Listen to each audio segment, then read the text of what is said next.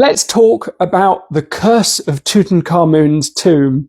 Now, if you were anything like me as a child, having this story read to you, it probably caught your imagination because it's that kind of sexy blend of history and mysticism. And there are many people today that genuinely record this as being an actual mystery, when in actual fact, it was kind of just like pre-internet clickbait. Now, this is centered around the characters that participated in the discovery of Tutankhamun's tomb. Now, this happened on the 4th of November, 1922, and it was massive. And the reason why it was massive was largely because every tomb that we'd found up until that point had already been found by someone else and pilfered, and all the stuff had been taken out of it. When we discovered Tutankhamun's tomb, we found, of course, the elaborate gold death mask. We found scarabs, which we thought were yellow chalcedony, which actually turned out to be made of Libyan desert glass. We found a dagger, which turned out, after analysis, to actually be comprised of a meteorite, of which the origin is still hotly debated. We found loads of cool stuff in the tomb of Tutankhamun. Now, in tombs in ancient Egypt, whether this be the Valley of the Kings or elsewhere, various tombs did have inscriptions saying things along the lines of, "He whoever opens this tomb shall die," basically, "shall death come on the wings to anyone who opens this tomb." But interestingly, although this kind of inscription was found on tombs around Egypt, it wasn't actually found in Tutankhamun's tomb. There were no inscriptions whatsoever that dictated to anyone, any trespasser, that anything unpleasant was going to befall them.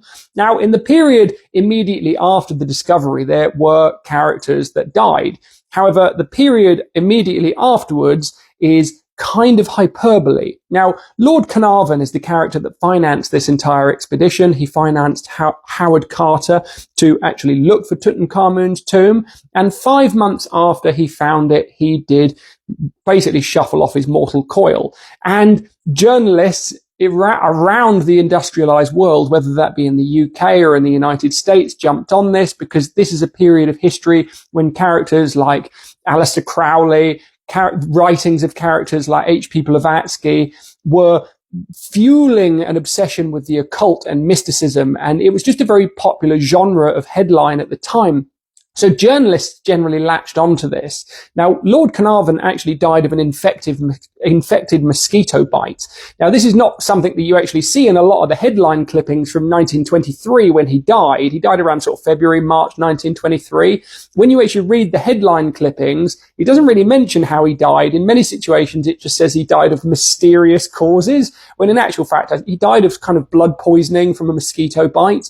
Now, in the period very long afterwards, we're talking about 12 years after the discovery of Tutankhamun's tomb, only about 8 people actually died. And to contextualize that, there was about 135 people that participated in the actual searching for Tutankhamun's tomb, if you include Egyptian laborers, and of course, why wouldn't you? But there were 58 people that were present at the actual unearthing of Tutankhamun's tomb. There was 58 people that were present.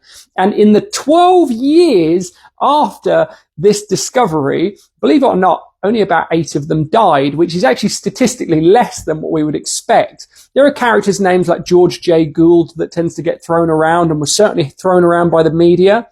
It said in various media clippings under very hyperbolic headlines about the curse of Tutankhamun, that he died of mysterious causes, which was complete nonsense. We know exactly why he died, and we knew exactly how he died then. He died of pneumonia, which was an extension of an illness that was pre-existing before he even walked into the tomb in the first place. So, believe it or not, the curse of Tutankhamun is a very, very good example of sort of pre-internet clickbait.